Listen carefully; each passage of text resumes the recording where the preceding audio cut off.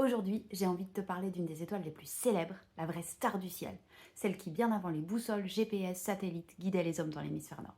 C'est l'étoile polaire. Mais pourquoi c'est un guide si idéal? Parce qu'elle est quasiment parfaitement alignée avec l'axe de rotation de la Terre, tout simplement.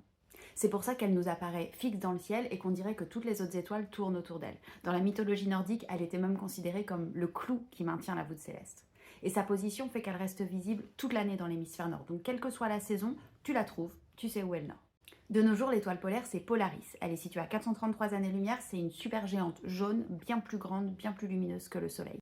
Pour la repérer, c'est hyper simple. Tu vois la grande ours, cette grande casserole céleste, tu traces une ligne imaginaire à partir des deux étoiles du bord, tu remontes à peu près 5 fois la distance qui les sépare, et voilà, tu tombes sur l'étoile polaire qui est située au bout de la queue de la petite ours. Donc ça, c'est notre étoile polaire actuelle. Mais il y en a eu d'autres par le passé, et il y en aura d'autres dans le futur.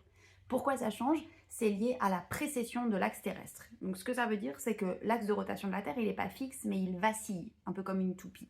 Donc il pointe petit à petit vers des zones différentes du ciel. Un cycle complet, ça prend 26 000 ans, et c'est pour ça que l'étoile la mieux alignée avec l'axe de rotation de la Terre n'est pas toujours la même. Il y a environ 4700 ans, l'étoile polaire, c'était Tuban, dans la constellation du Dragon. Et puis après, pendant plusieurs siècles, il n'y avait pas d'étoile vraiment lumineuse bien alignée avec l'axe de rotation de la Terre. Donc les marins devaient plutôt utiliser la position générale des constellations pour s'orienter. Et ensuite, au Moyen-Âge, c'est Polaris qui a repris le flambeau et qui est devenue l'étoile polaire qu'on observe encore aujourd'hui. Et dans 12 000 ans à peu près, ce sera une autre, ce sera Vega, une des étoiles les plus brillantes de notre ciel actuellement, qui est aussi située bien plus proche de nous, elle est à seulement 25 années-lumière. L'étoile polaire, elle n'a pas guidé que les marins, elle a aussi aidé des hommes et des femmes en quête de liberté. Aux États-Unis, les esclaves qui fuyaient le sud se déplaçaient la nuit et suivaient l'étoile polaire qu'ils appelaient l'étoile de la liberté pour marcher vers le nord et rejoindre les États abolitionnistes.